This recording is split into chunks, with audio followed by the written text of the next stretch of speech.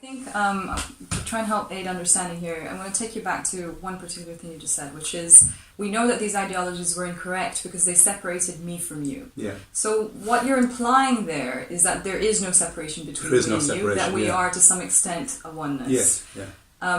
I was wondering if you wouldn't mind talking a little bit about that, and if you like to take it this way.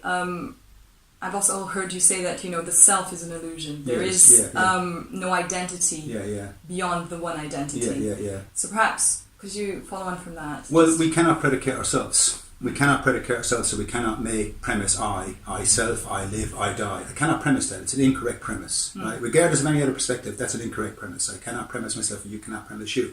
But I can premise as an observational tool in my head. It cannot premise me or you. Okay? That's an observational tool that is seen systemically. Okay? I can't premise that. So let's look at that systemic tool just to give you a quick outline.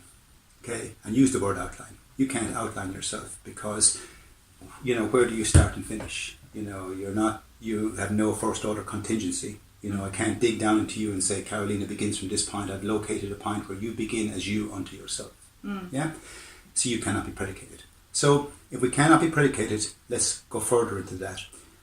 You cannot show me the outline of you because there's electromagnetic currents running ahead of you and there's cells dying off and there's atomic... This eye thinks it sees an outline, but this eye sees that this eye is only a lump of jelly that doesn't see anything. This eye does the seeing. This eye, through reductionism, can break us down to a field of atoms, aggregates and so on, and they're all resonating and they've lost body in the quantum realm. So where are you? Okay. Now, based on that premise, we are intelligent to know that. Something in our head is knowing that. Let's accept that. Let's wear that. One time the world was flat and then we had to wear the fact it was round. We must integrate with these perspectives to get out of the quagmire of nonsense and schizophrenia that we are in. We must intellectualize new fields of thought through abstraction and swim in them to move forward. Okay, we can't get into the big answers until we know what pool we're in, and we don't know what pool we're in because we're only now starting to find ourselves as a systemic engine. Okay, if we find that, then we can move forward. Okay.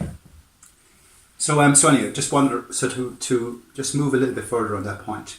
So between me and you, the outline of you and the outline of me, there's say 2.5, 3 foot of space. This eye measures that vacuum. Okay, but this eye, the a priori eye, knows that this space here is filled with atomic compounds, if you will.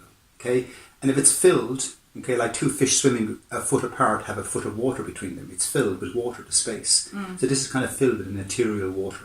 Yeah, and if it's filled in ethereal water and you can't predicate the body, yeah, we must conclude in the contextualization of it that we are one thing thinking in two heads. Okay, because there's no space between us and there's no body that holds. And the same observational tool with one contextual idea. Yeah, it's not two. One is wearing its own head.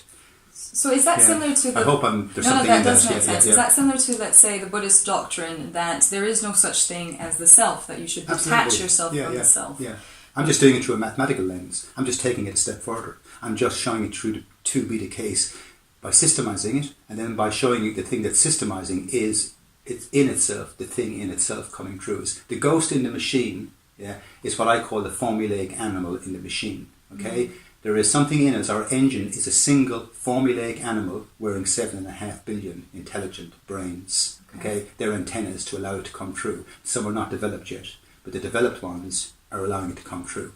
Okay, I'm one of the developed antennas, and it's coming true. Okay. So is it, to paraphrase in the local language, is it as if we were one consciousness wearing 7 billion ego suits? I guess even in your own language. Yeah.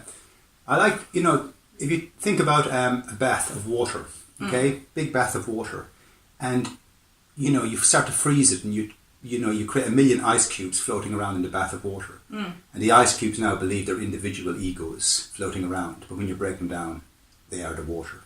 Okay, there's no ice cube separate from the water. They're an extended field of the water. Okay, they subsist, they don't exist. The water is what exists. Okay, so consciousness is the water of life. Consciousness exists, and it's trapped in the dark because it collapsed. It collapsed into Y, and it's moving through Y to regain itself. So it collapsed into the dark. Okay, and it's trying to regain its own head. And all the abstract mathematics dictates that this is what's going on inside us.